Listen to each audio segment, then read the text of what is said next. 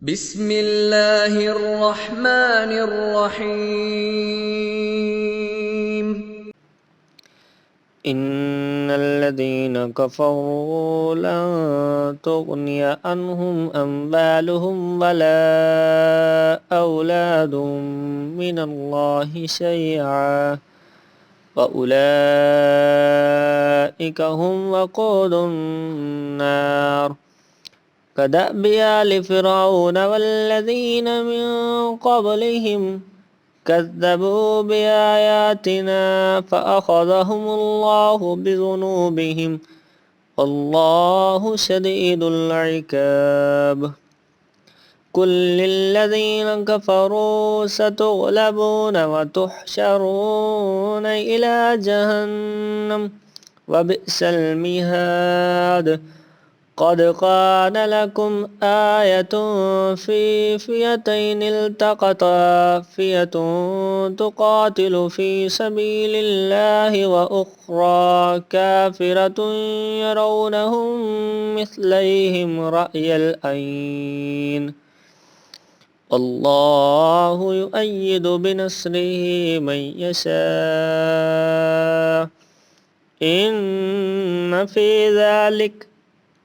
إن في ذلك لعبرة لأولي الأبصار زين للناس حب الشهوات من النساء والبنين والقناطير المقنطرة من الذهب والفضة والخيل المسومة والأنعام والحرث ذلك متاع الحياة الدنيا والله عنده حسن المآب قل أنبئكم بخير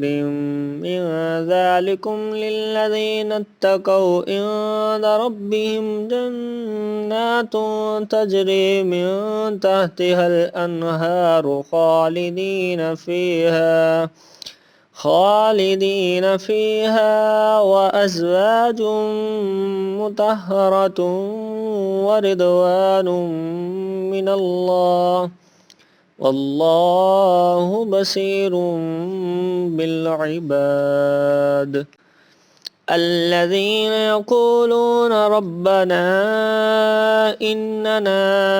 آمنا فاغفر لنا ذنوبنا وقنا عذاب النار الصابرين والصادقين والقانتين والمنفقين والمستغفرين بالأسحار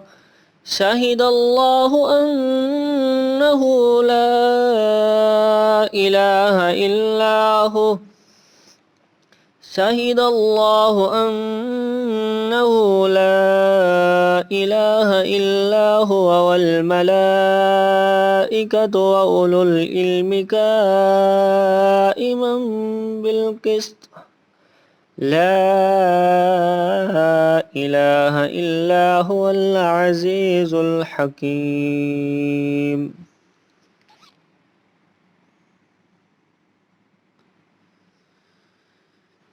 إن الدين عند الله الإسلام وما اختلف الذين أوتوا الكتاب إلا من بعد ما جاءهم العلم بغيا بينهم ومن يكفر بآيات الله فإن الله سريع الحساب فإن حاجوك فقل أسلمت وجهي لله ومن اتبعني وقل للذين أوتوا الكتاب والأميين أسلمتم فإن أسلموا فقد اهتدوا فإن تولوا فإنما عليك البلاغ والله بصير